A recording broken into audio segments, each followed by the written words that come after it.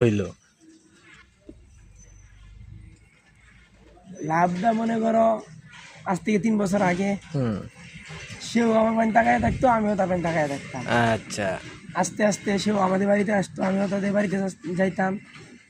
পরে ওন থেকে তার আমার ভালো লাগতো, আমারে তার ভালো লাগতো। পরে এই যে কথা বলতে বলতে বলতে বলতে এক সময় আমরা দুজনে প্রেমে পড়ে গেছস। হ্যাঁ প্রেমে বেরিয়ে গেছি। পরে কথা তারপরে এই যে 3 বছর রিলেশন করার পর আগামীকালকে পূর্ণতা বাবু এটা আর কিছু না ওটা তো শরম পাস কে ক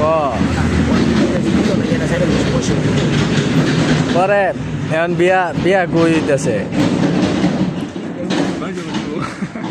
বিয়াটা মানে হইতেছে কই, মানে তোর বাসাত নাকি তার বাসাত নাকি দুইজনের বাসাত মিলায়া?